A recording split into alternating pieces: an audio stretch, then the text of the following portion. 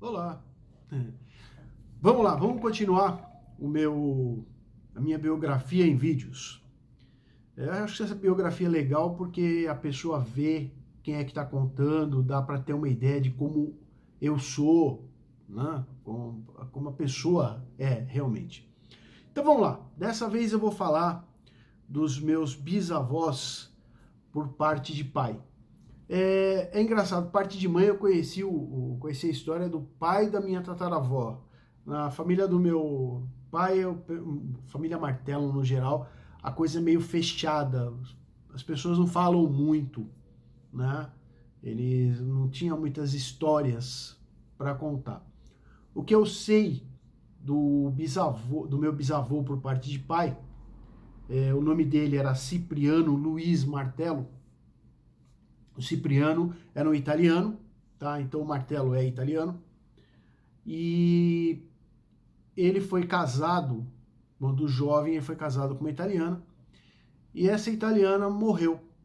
Não me pergunta por quê. Como eu disse, é um pessoal meio fechado.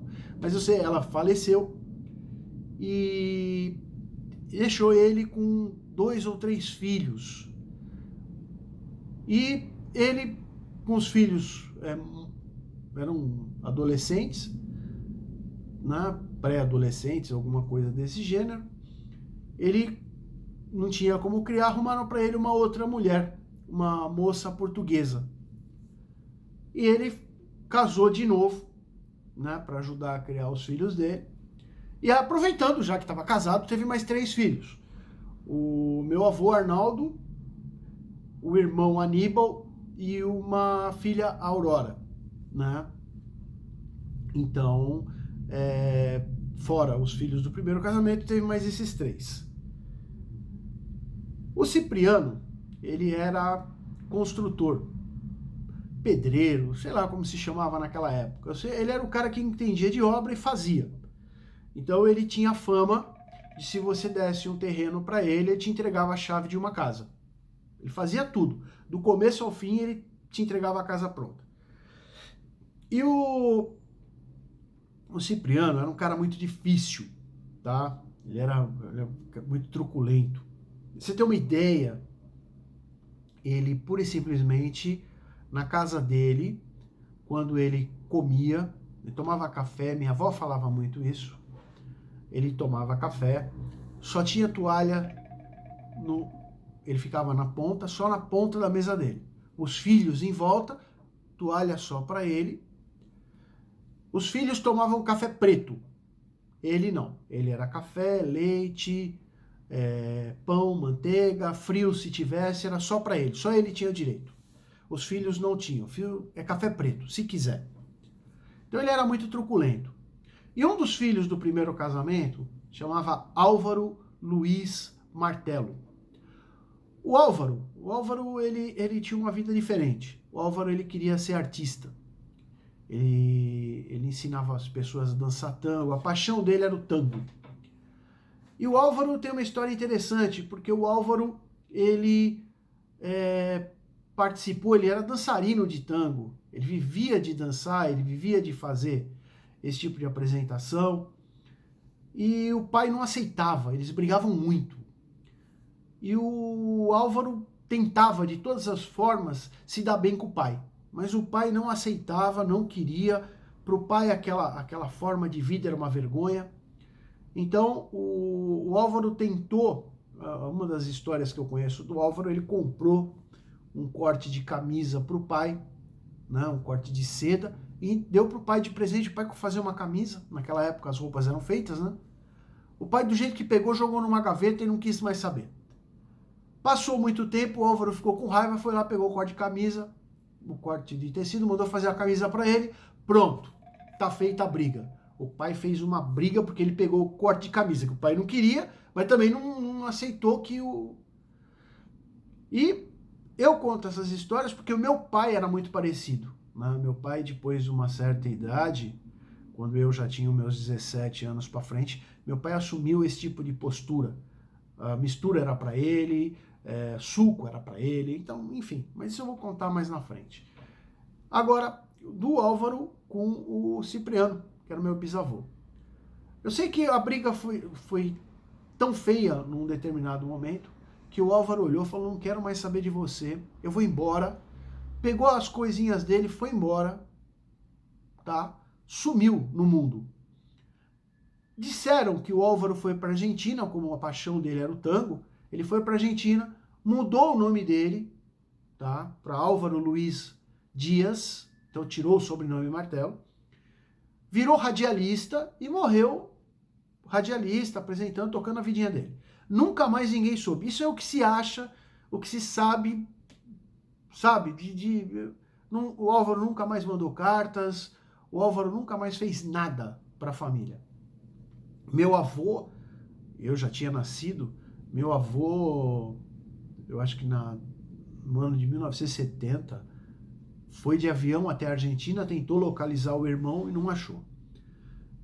Depois de muitos anos, eu, através da internet, ainda tinha poucos recursos de internet, eu consegui achar um Álvaro Luiz Martelo, mas que foi para os Estados Unidos, não para a Argentina, né? Talvez tivessem dado essa informação errada para a família não localizar mesmo, né?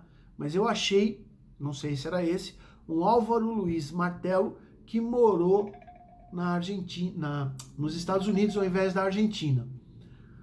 Nunca mais se soube nada dele. Eu sei que o Álvaro Luiz Martelo, ele, pura e simplesmente, ele dançou tango num evento, ele bateu o recorde de maior tempo dançando tango ininterruptamente. O recorde era dele. Tanto que ele tentou, na década de 50, bater o recorde dele, tá? Ele era detentor do recorde, tentou bater o próprio recorde e, pura e simplesmente, ali no Shopping Light, do lado do Teatro Municipal. Ele fez um show ali, uma apresentação, onde é o Shopping Light hoje, né? Era outra coisa ali. E só que não houve patrocinador suficiente, não deu dinheiro, e ele acabou não batendo o recorde dele, acabou desestimulando ele. É o que eu sei do Álvaro e do Cipriano. Você vê, as histórias de família, elas são um pouco do meu pai, elas são muito poucas, elas não têm muita. E a minha avó contava que o Cipriano não, o Cipriano ele era muito arrogante, muito difícil. Tanto que quando meu avô já, filho dele, abriu uma carvoaria, o Cipriano chegou lá e falou assim: eu sou sócio. Desse jeitinho, cara, eu sou sócio. E sentou lá e metade era dele, ele mandava. Ele fazia ele tinha esse tipo de atitude. E meu avô, aquela carvoaria não foi pra frente, meu avô abriu outra, ele de novo entrou lá, eu sou sócio, entrava com a cara, falava eu sou sócio e metade é meu. É um negócio meio louco, né? Eu conto isso porque meu pai era igualzinho. Mas depois vocês também vão saber. Então, aí pura e simplesmente, ele não foi muito pra frente até o final da vida dele, tá no livro do meu avô, né? Eu acho que a maior referência sobre ele é melhor para quem tiver um pouco de interesse no livro do meu avô. Meu avô não. Meu avô foi outra pegada. Meu avô tá no livro da vida dele. Meu avô, ele tinha carroça, né? Ele, num determinado momento da vida dele, foi virar entregador de pão. Então ele se associava em padarias e entregava pão. Então as pessoas pediam, ele entregava X pãezinhos de manhã e X vidros, na época era vidro de leite, era o litro, vinha num vidro de vidro mesmo. E era muito legal. Quem teve a oportunidade de ver, eu tive, era muito bacana. Você comprava em vidros. Cara, você tirava a tampinha de alumínio, tinha uma nata em cima, era um negócio muito legal. E meu avô entregava nas casas. Até pessoal muito antigo, as próprias caixas de correio, elas tinham uma parte embaixo para você colocar o pão e o leite ali, que você entregava de manhã. Então as caixas de correio eram grandes e tinha um espaço reservado embaixo para o pão e para o leite. Tá? São Paulo era diferente. E meu avô, então, chegou a ter 2 padarias. Ele chegou a ser sócio de 2 padarias. E né, na época da guerra, o que ele fazia? Ele contrabandeava farinha para a comunidade judaica. Ele pegava a farinha e contrabandeava para a comunidade judaica, fazer os pães sagrados deles. Então ele deixava de fornecer pão para as pessoas, para os brasileiros, e para sobrar farinha para ele poder vender, e não ganhava nada com isso. Olha só, a mutreta aí. Ele não ganhava, ele não punha o valor a mais. Ele vendia a farinha com o lucro dele, mas não era um lucro exorbitante, para favorecer a comunidade judaica. Com isso, ele virou maçom, tá? E ele tinha 2 anéis. Esses anéis vieram para mim com o falecimento dele. Ele foram entregues para meu pai me entregou e eu não sabia o que era. Na época eu não sabia. Então ele tinha um com M da maçonaria, um grosso com M, e um com uma pedra vermelha. Não é um anel de formatura, tá? Com uma pedra vermelha. Meu avô, para você ter uma ideia, ele foi assessor do Jânio Quadros. Ele era um dos apoiadores do Jânio. Ele tinha muito dinheiro. Meu avô, ele era o rei do queijo prato. Ele tinha um carro, inclusive, que tinha martelo, o rei do queijo prato. Ele entregava queijo para todo o centro de São Paulo, o centro antigo de São Paulo, era tudo cliente dele. Bares, lanchonetes, era tudo restaurantes. Ele comprava o queijo e revendia. Ele tinha um atacado de queijo. Então ele tinha muito dinheiro. Ele era um cara muito bem de vida. Ele tinha, na época, 3 carros novos. Ele tinha um furgão Ford que ele entregava queijo, um furgão Renault de reserva, para se caso o Ford quebrasse, ele usava o Renault para entregar. Então ele contava com 2 carros de entrega. E ele tinha um Chevrolet 50 e alguma coisa, novo, que era o que ele usava, era o de passeio dele. E eu conto isso por quê? Porque ele, num determinado momento, eu tive um tio que se envolveu num assassinato. Um assassinato da rua Piaçanguaba, aqui no Planalto Paulista.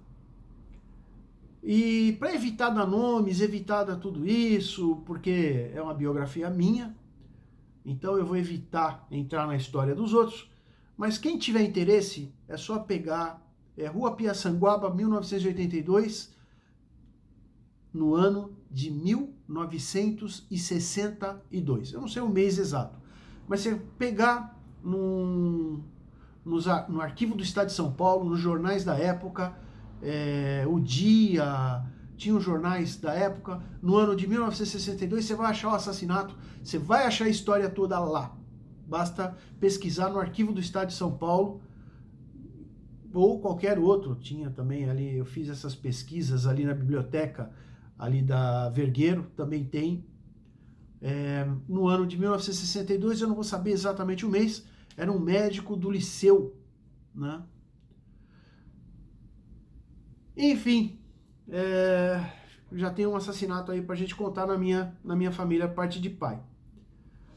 E isso aí culminou com o meu avô desistindo, então, das padarias, porque ele era muito conhecido do atacado de queijo, e aí ele foi se meter com material de construção na periferia, porque a periferia, na verdade, era outro município. Ninguém conhecia ele, ele recomeçou a vida ali. Então, na parte do meu avô já tinha uma história dessa. Mas na parte da minha avó, né, a minha bisavó, Maria Pita, alguma coisa. Eu não lembro o nome todo dela, eu tenho guardado, mas eu não lembro. Ela veio de Portugal, veio com os filhos, né? Vários filhos, eu não sei o número total. E o que ela fez? Os menores, que era o caso da minha avó, ela colocou na Santa Casa. Santa Casa, você largava os filhos lá. E muito imigrante fazia isso. Quando a Santa Casa cuidava, né, dava o básico, e quando eles ficavam grandes, as pessoas iam lá buscar. Alguns nem. Alguns largavam lá e ficavam lá. Então a Santa Casa de São Paulo tinha essa finalidade. E a minha bisavó largou a minha avó lá. Minha avó era pequenininha, porque ela não tinha como criar. Isso contado pela minha avó. Então eu vou te contar como ela me contou. E ela, quando chegou lá, tinham... Santa Casa abandonavam muitas crianças lá. E tinha uma, agora a gente chama de afrodescendente, que ela era grandona. Todo mundo sabe, eles desenvolvem mais, são mais corpulentos. E ela era grandona, ela era a mais velha lá. E ela batia em todo mundo, ela era a que mandava. Ela era a que mandava, ela batia, ela castigava, ela tratava mal, ela era uma criança como as outras. Mas ela fazia as crianças servirem ela dominava, entendeu? E as freiras não estavam nem aí para macarronada, entendeu? As freiras não impunham essa ordem. E ela dominava, ela castigava, ela machucava. E ela caiu na besteira de fazer isso com a minha avó. Minha avó não era tão pequenininha assim. Minha avó era magrinha, né? Só que minha avó não esquecia. Ela bateu uma vez, bateu duas e minha avó ficou de olho nela. Falou, eu vou pegar ela. Minha avó era terrível. Eu sei que essa menina foi pegar água no poço. E não tinha sarrilho não, aquele que você enrola não. Era água na corda. Quando ela pegou, que ela começou a puxar o balde, minha avó chegou por trás e bateu. Bateu, lógico, a pessoa está segurando um balde dentro de um poço, ela perdeu o equilíbrio e caiu. 30 e poucos metros só. Quando os bombeiros vieram tirar, não tinha mais nada o que fazer. A menina estava morta, as freiras não estavam nem aí, não deu nada, era só mais uma criança de cor morta. Tiraram lá do poço e continuam usando a água do poço também. Tem esse detalhe, continuam usando a água do poço, é o único poço. Mas a partir daí, minha avó, as crianças ficaram com medo. Minha avó não passou a tomar o lugar da outra, mas todas as crianças tinham medo, ninguém mais pôs a cara com ela. Então todo mundo tinha medo dela, respeitavam e ela, tranquila, teve uma passagem tranquila pela Santa Casa. Gozado, né? A mãe fez isso e o filho depois, não chegou a 20 anos depois, se envolveu, deu 20 anos depois, se envolveu num assassinato aqui na rua Pessanguaba. Então veja, as histórias são semelhantes. E eu conto isso por quê? Primeiro, para você saber que teve esses assassinatos na história da minha família. Então, o que eu sei? Teve o da minha tataravó, teve o da minha avó, teve esse meu tio. O meu tio, na verdade, ele teve envolvido, que ele falava em 4. Né? Eu sei quais foram os 4. Mas ele teve envolvido em 4 ao longo da vida dele. E ele... Dane-se, esse papo de aqui se faz, aqui se paga, é mentira. Viveu muito bem, obrigado, não pagou nada a vida toda. Não. Se alguém falar isso pra mim, eu vou falar que é mentira. Mas a minha avó, a mãe dele, não foi bem assim, não. Minha avó, quando ela estava no leito de morte, bem velhinha já, ela estava no leito de morte com 70 e quase 80 anos, na Santa Casa de Santo Amaro. E ela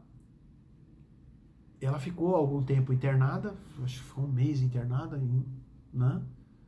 E ela gritava, chegava uma certa hora da noite, ela gritava para tirar aquelas crianças, ela via aquelas crianças do orfanato da Santa Casa do lado dela, e ela dizia para tirar que eles tinham vindo buscar ela. Olha só que história maluca, mas isso aí aconteceu realmente. E a mãe dela A mãe dela era rezadeira em Portugal. Ela fazia benzia e tal. A mãe da minha bisavó ela fazia isso. Inclusive aqui no Brasil, ela era benzedeira, ela era... E a minha avó sabia muita coisa a respeito disso também. Minha avó, ela tinha, aqui na casa dela, né, que eu estou na casa dela hoje, ela tinha uma série de plantas que ela cuidava, que tinham, ela fazia chás, ela fazia remédios. Ela era... Eu, uma época, quando era criança, eu tive uma bola, inchou uma bola, não sei porquê, inchou uma bola, ficou bem grande no rosto, aquilo ficou uma coisa muito grande, e me levaram no hospital, o médico olhou e falou, não tem o que fazer, vai operar, e eu ia ficar com uma cicatriz no rosto, né? Ia abrir para tirar, era um tumor, tinha que tirar aquele tumor, ia ficar com uma cicatriz. Minha avó falou que não, era para vir aqui, me deixar aqui 3 dias, depois de 3 dias, se ela não conseguisse tirar, aí podia operar. Bom, meu pai deixou. Eu vim para casa dela, eu gostava de ficar aqui também, e ela veio com uma folhinha, uma folha pequena, uma folha. Ela passava azeite, não era óleo não, era azeite, mandava e punha no rosto em cima da bola e mandava eu ficar com o dedo. Cara, eu passei 3 dias com o dedo no rosto. E era engraçado que aquela folha ela esquentava muito. E toda vez que ela esquentava, eu tinha que chamar minha avó. Falava, vó, tá, esquentou. Aí ela vinha e trocava a folha. Eu passei 3 dias fazendo isso, cara, por incrível que pareça. Ela vinha, trocava a folha, passava azeite e eu ficava segurando. Aí no final do 3º dia, eu tava assistindo televisão, escutei POC. E um negócio escorreu. Era pus. Era pus. Aquilo começou a escorrer. Mas escorria assim, muito. Aí eu chamei minha avó. Ela veio, deu um paninho. Rapaz, foram mais 3 dias vazando pus direto daquilo. Vazou assim, uma coisa de maluco. E aquilo vazava com nem água. Vazava muito. Então eu ficava com pano, papel higiênico. E era muito pus. No final de mais 3 dias, secou. Olha, não tenho marca, não tenho nada, nunca precisou operar. Então ela tinha essas coisas, ela fazia essas coisas. Minha avó era triste. Então, teve essas histórias todas, né? Então eu tenho na minha história isso. E a minha bisavó, que era benzedeira. E minha bisavó, ela tem uma história interessante, que ela comprou um túmulo no cemitério de Vila Mariana. E ela falou que aquele túmulo era dela. Que fizessem o que quisessem, nunca tirassem ela de lá. Aí, pura e simplesmente,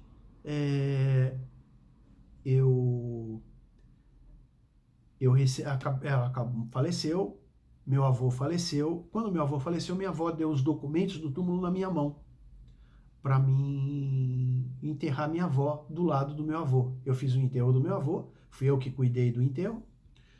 E aí, o túmulo era muito antigo, tinha muita gente ali, eu mandei tirar todo mundo. Exumei todo mundo. Rapaz, é um túmulo de terra com campas. As campas são enterradas. E eram 6 campas. Normal, 6 campas. O dela tinha uma 7ª. Embaixo dos 6 túmulos, tinha uma 7ª que era onde ela estava. Além das 6 normais, que são normais num túmulo, o dela tinha um 7º, que ali estavam os restos mortais dela. Abriram. Isso aqui é da Maria. Eu falei, larga isso aí. Foi o último pedido que ela fez. Eu falei, sou besta, né? Aí o túmulo veio parar no meu nome. Os túmulos são concessões e a concessão veio pro meu nome. Eu enterrei minha avó lá, do lado do meu avô, como minha avó pediu. O último pedido do meu avô foi ser enterrado com uma gravata. Eu enterrei ele com uma gravata nova. E o último pedido da minha avó foi ser enterrada do lado do meu avô. Eu enterrei ela do lado do meu avô. Coloquei, inclusive, a foto dela do lado da foto dele, pra, né, aquela lápide eu coloquei ali.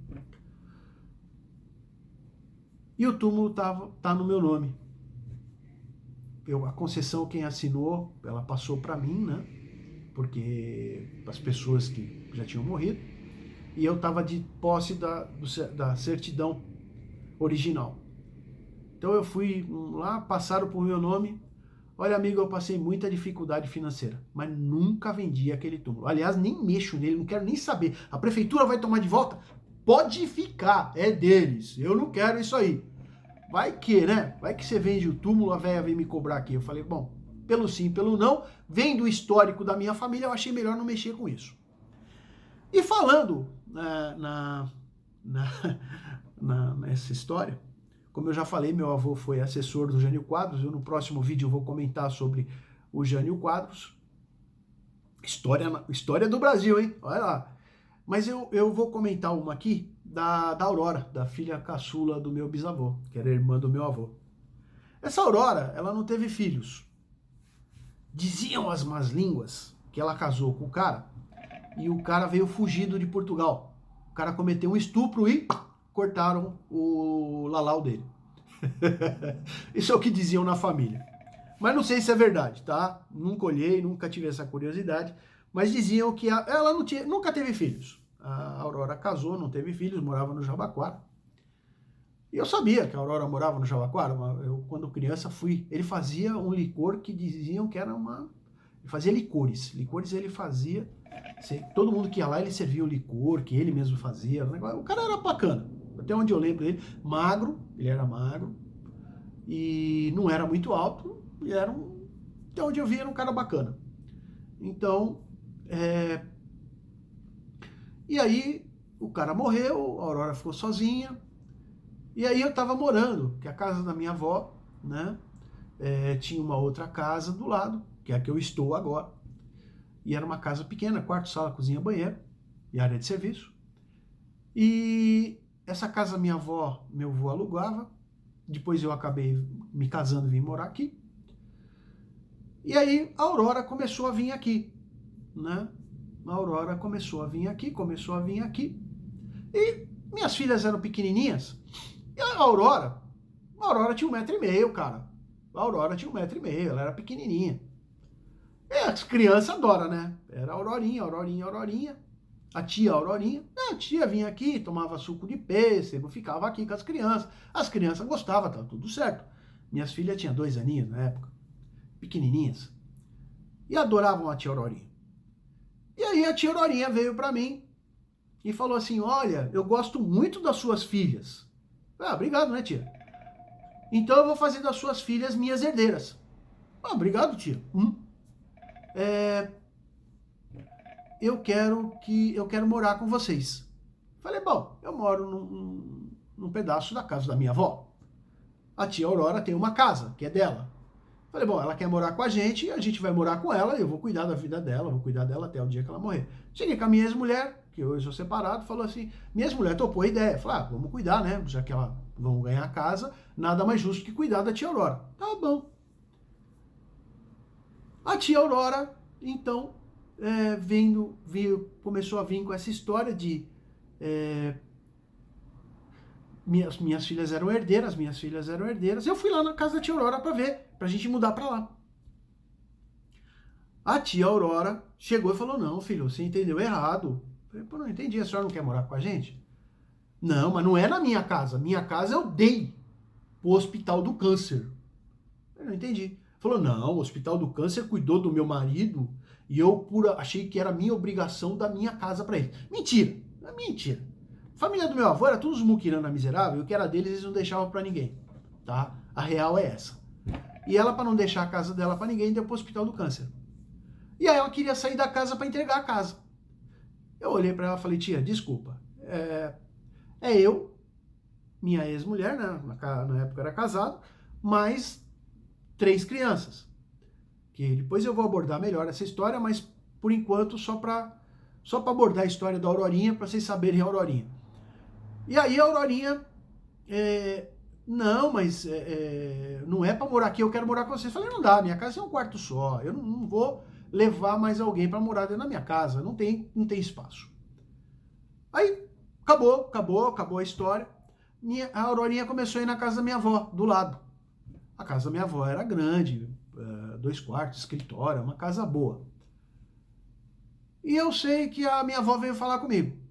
Olha, o que você acha? A Aurora quer morar com a gente. Eu falei, avó, a senhora já cuida do meu avô já era doente, né? Meu avô, ele teve um câncer infiltrativo, e ele, para tratar o câncer, ele começou a comer babosa, e a babosa engrossa o sangue, engrossando o sangue, entupiu as veias, parcialmente as veias, né? E aí ele voltou a ser criança, ele não falava mais coisa, ele tinha espasmos, de vez em quando ele falava, de vez em quando você conseguia, você puxava um assunto, ele desenvolvia, mas era raro. Ele voltou a ser criança, ele chorava, ele voltou a ser uma criança velha. Aí eu falei, vó, a senhora já cuida do meu avô, vai cuidar de outra velhinha? E a velhinha não cuida de ninguém. O negócio dela é bater perna, é viajar, quer dizer, porra, vai ser mais uma pessoa para a senhora cuidar. Não, sou contra.